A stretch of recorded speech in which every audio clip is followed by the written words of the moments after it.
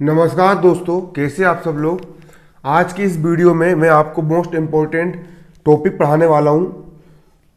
द्विघात समीकरण को पूर्ण वर्ग बनाकर हल करना।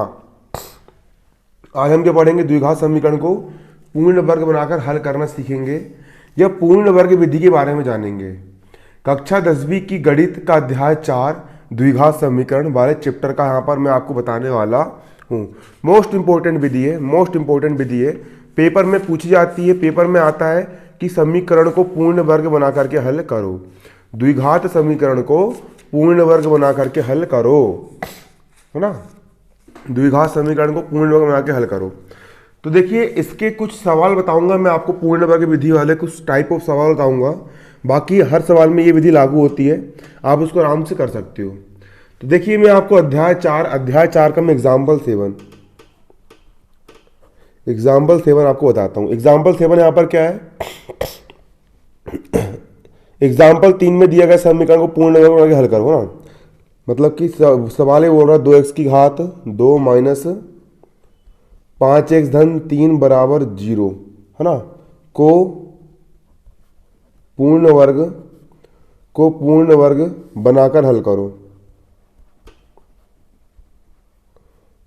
को पूर्ण वर्ग बनाकर हल करो। द्विघात समीकरण इसको बोलते हैं ax की घात 2 धन bx धन c बराबर 0। ये द्विघात समीकरण होता है। हमको इस समीकरण को पूर्ण वर्ग बनाना है और पूर्ण वर्ग बना करके हल करना है। क्या करना है? पूर्ण वर्ग बना करके हल करना है। सवाल बहुत सरल है। इसको हल करने के लिए यहां पर हम डालेंगे हल। अब देखिए, मैं इसको किस प्रकार से पूर्ण वर्ग बनाता हूं। यहां पर लिखेंगे दिया है समीकरण, यहां लिखेंगे दिया है क्या दिया है? समीकरण। समीकरण यहां पर आपको क्या दिया है? समीकरण यहां पर आपको दिया है 2x की घात 2 माइनस 5x धन 3 बराबर 0। यहां पर आपको समीकरण दिया है। अब हम क्या करेंगे? अब सिंपल सी बात यहां पर यह है, यहां पर x स्क्वायर का गुणांक यहां पर 2 है। हमको सबसे पहले इस 2 को हटाना पड़ेगा। ये 2 कैसे हटेगा? 2 हटाने का तरीका है कि हम पूरे समीकरण में 2 से भाग कर देंगे, तो ये 2 हमारा हट जाएगा। तो यहाँ पर हम लिखेंगे समीकरण 2 का भाग क्यों करेंगे? क्योंकि x स्क्वायर का गुणांक यहाँ पर 2 है और हमको यहाँ पर 2 को हटाना है, कुछ नहीं रहना चाहिए। तो यदि हम 2 से भाग कर देंगे तो यहाँ का 2 हट जाएगा। यहाँ लिखेंगे 2 से भाग करने पर, अब 2 से मैं भाग कर रहा हूँ तो यहाँ पर जाएगा 2/2 x की घात 2 माइनस, यहाँ हो जाएगा 5/2 x धन, यहाँ हो जाएगा 3/2 बराबर 0 का 0। अब ऊपर के 2 से नीचे के 2 कट गया, x की घात 2 का यहाँ पर बचा, x की घात कितना है 2 माइनस 5/2 को जाएगा 5/2, x का हो गया x, धन का हो गया धन, 3/2 का हो जाएगा 3/2 बराबर में 0 का हो गया 0। क्लियर है? अब इसके बाद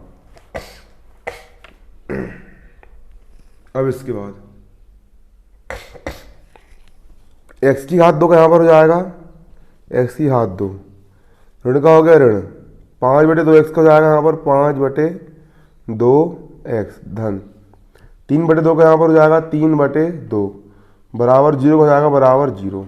अब क्या करना है? अब हमको यहाँ पर x के गुणांक का आधा करना है। x का गुणांक, इसको रफ में करके देखना, इसको आपको रफ में करना है।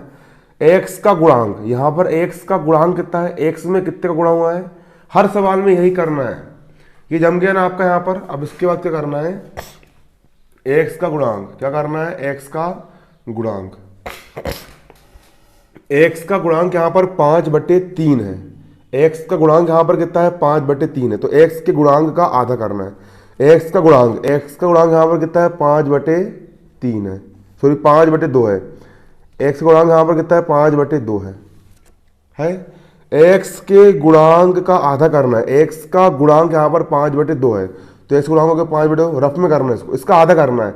आधा करने का मतलब होता है 1/2 से मल्टीप्लाई, मतलब 2 से भाग, मतलब 1/2 से मल्टीप्लाई करना है।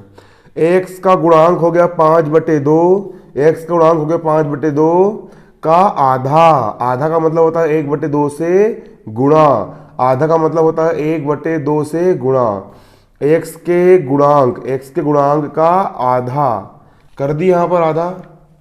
तो देखो 5 एक कम हो गया, 5 बटे 2 दूनी कितना हो गया 4 हो गया, 5 बटे 4 हो गया। एक्स के गुणांक 5 बटे 2 का हमने आधा करे तो कितना हो गया, आधा मतलब 1 बटे 2 से मल्टीप्लाई तो हो गया 5 बटे 4। अब ये जो आया इसके वर्ग को एक बार समीकरण में जोड़ दो और इसके वर्ग को एक बार समीकरण में घटा दो। तो देखो x की घात 2 का यहाँ पर हो जाएगा x की घात 2 ऋण का हो गया ऋण 5 बटे 2 का हो गया 5 बटे 2, x का हो जाएगा x, धन का हो गया धन 3 बटे 2 का हो जाएगा यहाँ पर 3 बटे 2। अब 5 बटे 4 की होल घात 2 को एक बार हम जोड़ देंगे, 5 बटे 4 की होल घात 2 को हमने यहाँ पर एक बार जोड़ दिया और 5 बटे 4 की होल घात 2 को एक बार घटा देंगे, 5 बटे 4 की होल घात 2 को एक बार हम कर देंगे घटा देंगे, बराबर में कितना बचा, बराबर में यहाँ पर 0 बचा। इसको हम इसलिए लिख सकते हैं क्योंकि देखो धन वाला ये हो गया और ये हो गया ऋण वाला, धन वाले से ऋण वाला कट जाएगा और सिर्फ इतने का इतना ही बचेगा, इसलिए इसको हम इस प्रकार से जमा करके लिख सकते हैं। यहाँ पर आप लोग देख सकते हो, क्लियर है।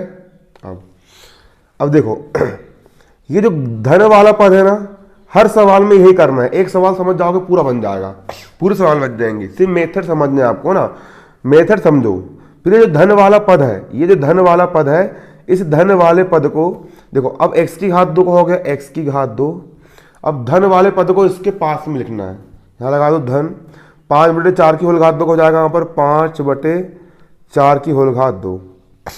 फिर जो x वाला पद है, फिर x वाले पद को लिखना है, ऋण का हो गया ऋण 5x बटे 2, 5x बटे 2। अब जो बचा वो लिख दो, ये वाला पद, फिर ये इसमें धन वाला पद इसको लिख लिए, फिर ये x वाला पद, फिर बचा वाला पद, ये वाला पद बचा, इसको कोष्टक में बंद कर लो, फिर ये वाला पद बचा तो इसको लिख लो, धन लगा के लिखना, धन 3 बटे 2, धन 3 बटे 2, ये लिख दो ऋण 5 बटे 4 की होल घात 2, यहाँ लिख दो 5 बटे 4 की होल घात 2 बराबर कितना है यहाँ पर 0 हो गया। अब इसके बाद देखो एक सूत्र होता है a की घात 2 धन b की घात 2, a की घात 2 धन b की घात 2 ऋण 2 into a into b, clear. देखो मतलब कि 5x बटे 2 को मैं 2 इंटू एक्स इंटू 5 बटे 4 लिख सकता हूं, क्योंकि इसको काटेंगे तो 2 एक कम 2 हो जाएगा और बट्टे में 2 दूनी 4 हो जाएगा, काटने पर 2 एक कम 2 और 2 दूनी 4 कट जाएगा, सिर्फ कितना बचा 5 इंटू एक्स बचा, 5 इंटू एक्स बचा और बट्टे में सिर्फ 2 बचेगा, बच्चे में सिर्फ 2 बचेगा। मतलब इसको इस रूप में तोड़ करके लिखा जा सकता है, क्योंकि 2 एक कम 2 हो गया और 2 दूनी 4 हो गया, तो 5 बटे 2 एक्स बचा, 5 बटे 2 एक्स बचा। इसको तोड़ने का तरीका क्या है, इसको देख के तोड़ो, इसको और इसको देख के तोड़ो।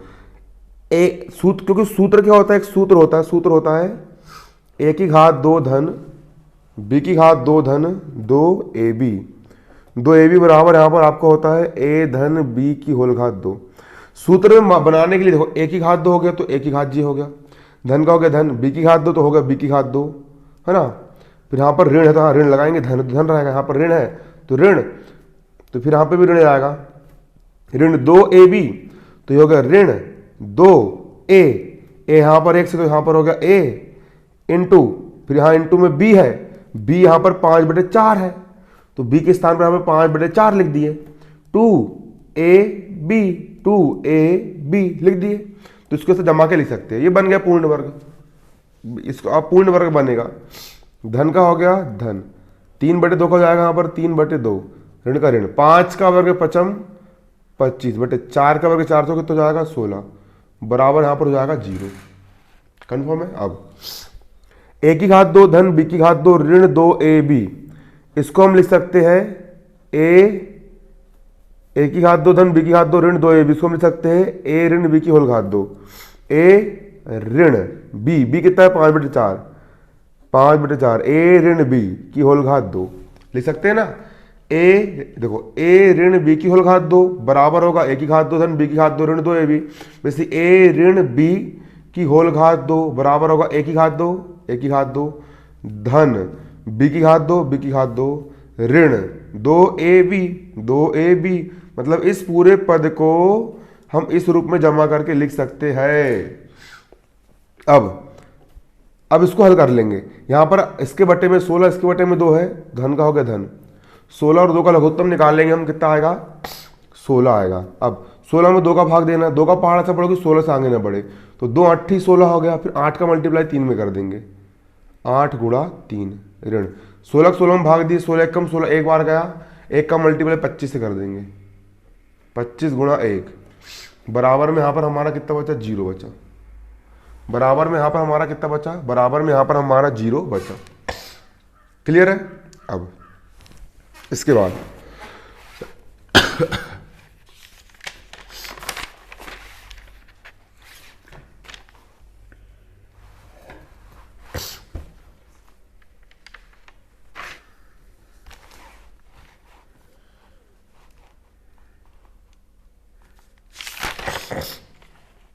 x ऋण 5/4 की होल घात 2 हो जाएगा यहाँ पर आपको x ऋण 5/4 की होल घात 2 धन, यहाँ हो गया आपको धन 8 तिया 24, 24 ऋण 25 से कम 25 बटे में कितना है, बटे में है 16, 16 बराबर हो जाएगा यहाँ पर 0।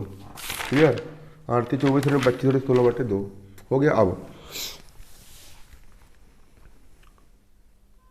अब सिंपल है यहाँ पर x ऋण 5/4 की होल घात 2, 25 में 24 गए बचा 1, बड़ी संख्या ऋण की चिन्ह यहाँ पर ऋण का जाएगा, बटे में यहाँ पर बचा कितना 16 बराबर हो गया यहाँ पर 0। ये बन गए पूर्ण वर्ग। अब देखो इसको बराबर को उस तरफ भेज दो, यहाँ जाएगा आपका x ऋण 5/4 की होल घात 2 बराबर, बराबर किस तरह 1/16 ऋण का उस तरफ जाएगा, तो 1/16 का हो जाएगा यहाँ पर धन का हो जाएगा। अब ये हो जाएगा यहाँ पर आपका x ऋण 5/4 की होल घात 2 बराबर 1/16 को हम लिख देंगे धन ऋण 1/4 की होल घात 2, क्योंकि 1 का वर्ग 1 का में हो जाएगा और 4 का वर्ग 4 चौक 16 हो जाएगा। क्लियर है। अब वर्ग से वर्ग कट गया, कितना बचा, ये पूर्ण वर्ग से वर्ग कट गया। अब यहाँ बचा x ऋण 5/4 बराबर यहाँ पर बचा धन ऋण 1/4, ये हो गया। अब एक यहाँ पर धन भी और यहाँ पर ऋण भी है, तो एक बार हम धन चिन्ह ले लेंगे आंसर जाएगा, और एक बार ऋण चिन्ह ले लेंगे तो भी आंसर जाएगा। यहाँ लिखेंगे हम क्या, धन चिन्ह लेने पर, धन चिन्ह लेने पर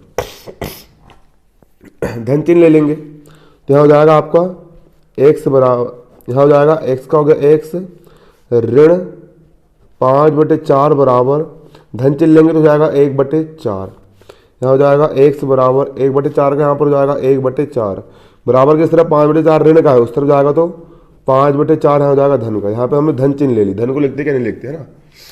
अब x का हो गया यहाँ पर x बराबर 4 और 4 का उत्तर यहाँ पर आएगा 4, 5 धन 1, 5 और 1 हो जाएगा यहाँ पर 6, काट देंगे 2 तिया 6 और 2 दूनी 4, ये हो गया यहाँ पर आपका पहला आंसर है ना। धन चिन्ह ले लिया अपन ने यहाँ पर।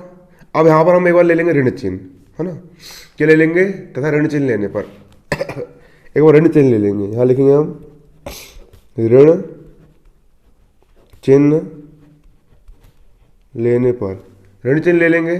क्लियर है। देखो तो x ऋण 5/4 यहाँ पर हो जाएगा आपका x ऋण 5/4 बराबर ऋण चिन्ह ले लेंगे।